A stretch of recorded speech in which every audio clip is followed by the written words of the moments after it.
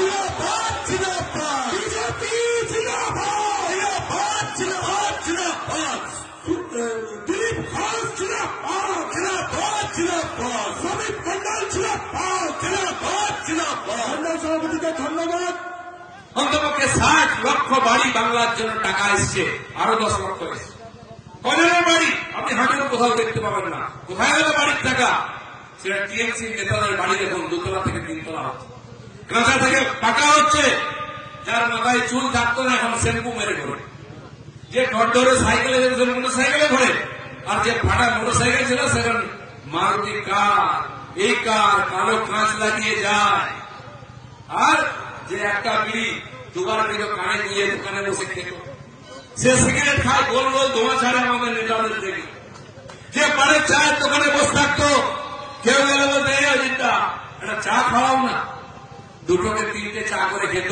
সে আমাদের দেখে বলে স্পেশাল চা খেয়ে যায়। তার বাপের টাকা, তার 14 পুরুষের টাকা, এই টাকা আপনার টাকা, আমার টাকা, গরিব মানুষের টাকা, গরিব কল্যাণ যোজনার টাকা, পঞ্চায়েতের জেলা পরিষদের টাকা। গলা টিপে বার করে নিয়ে আসবো, মাটির তলায় থাকলেও বার করে নিয়ে আসবো। আজকে একটা মজার খবর শুনলাম, আমাদের প্রিয় কেষ্ট বীরভূমে, তাকে নাকি পুলিশ মুক্ত দেয়নি 21শে জুলাইয়ের ডায়াসে, ঠিক কিনা? আমি শুনলাম, জানি না কি দুর্দশা। দিদিমণি তার মাথায় হাত মিলিয়ে ভোট গেলে 550 কোটি টাকা করে নিলেন, পার্টি চালিয়ে নিলেন। বেচারা আজকে ডায়াসে উঠতে পারছে না। আর আমার এখানে সাধারণ কর্মী ডায়াসে বসে আছে। এখানকার ওখানকার কোন পার্থক্য নেই, যাতে দেখতে পান তাই উপরে দাঁড়িয়ে আছে। এই হলে আমি মমতা ব্যানার্জির প্রত্যেকটি চামচা বেচাকে বলছি, টাকা কামিয়েছেন, বাড়িঘর করেছেন, গাড়ি করেছেন, গৌর গয়না বাড়িয়েছেন, কিন্তু কপালে সেদিন খুব কঠিন আসছে। হয় টিএমসি ঝান্ডা ধরতাম, কিন্তু সেটা এত সহজ না। গতবার একটু ঢিলা দিয়েছিলাম, অনেক মশা মাছি ঢুকে পড়েছে, ঝাড়ের কাছেই চলছে, কিছু গেছে কিছু আছে। এবারে কিন্তু ঢুকতে দেবো না, খবর নেবেন আপনার পাড়ার থেকে কে আসছে। এখানে অনেক বন্ধু এসেছেন, আজকে পার্টিতে জয়েন করবেন।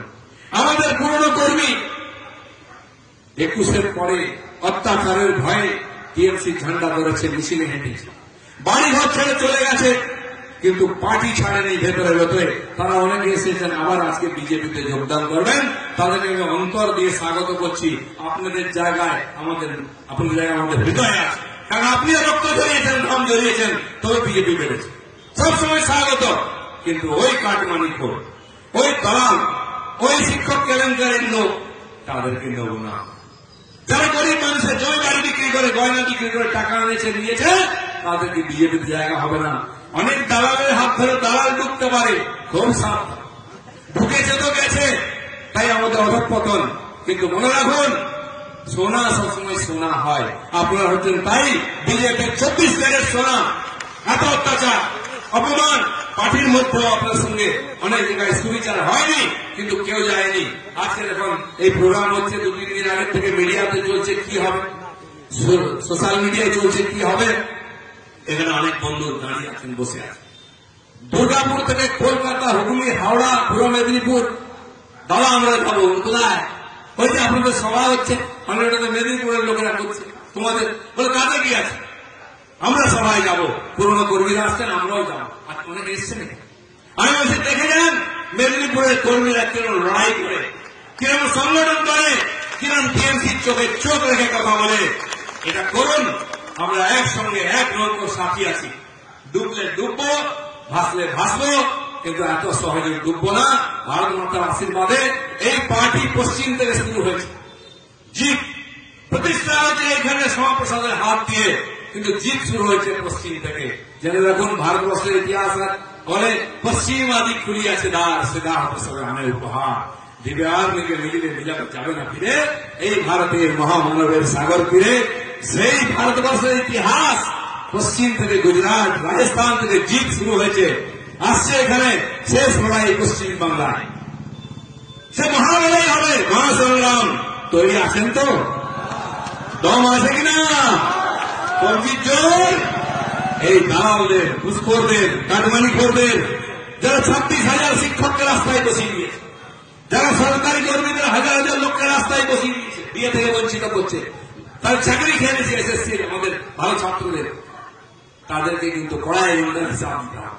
যত ড্রামা করো, বছরে একবার থিয়েটার হয় 21শে জুলাই আমরা ধর্মতলাতে, আগামী বছর থেকে এটা বন্ধ করবো। আর জেলায় জেলায় শহীদ শ্রদ্ধাঞ্জলি হবে, জেনে রাখুন।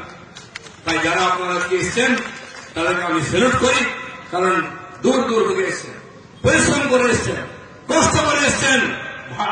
ভাড়াও আমরা দিতে পারিনি, নিজেরা জোগাড় করেছেন, বসার চেয়ার দিতে পারেনি, কিন্তু আপনারা কোন দিকে তাকাননি, কেবল বিজেপির পদ্মফুল দেখেছেন, নরেন্দ্র মোদীকে দেখেছেন, এক ডাকে চলে এসছেন।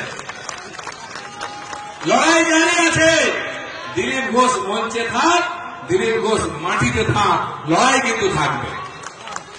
সঙ্গে থাকবেন তো? আপনারা সাপকে ছাড়তে নেই, জানেন তো, ওষুধকে অর্ধেক করে ছাড়তে নেই, আগুনকে অর্ধেক নিয়ে ছাড়তে নেই, শেষ রাখতে নেই। তো শত্রু শেষ রাখতে নেই, অসুখের শেষ রাখতে নেই, মৃত সাপকে ছাড়তে নেই, আগুনের শেষ রাখতে নেই, টিএমসিরও শেষ রাখতে নেই। আগামী বছর লড়াই হবে, যুদ্ধে যেমন জিতেছিলাম, আমরা 21শে সাপ করেছি, 21শে হাফ করেছি, 26শে কি হবে? 21শে হাফ, 26শে সাপ। সেই সাপ করার জন্য বিজেপির নেতা যখন শপথ নিয়ে নবান্নে বসবেন, সেই দিনটার জন্য লড়াই করছি, লড়াই চলবে। আপনারা সঙ্গে আছেন, এটাই আমাদের ভরসা।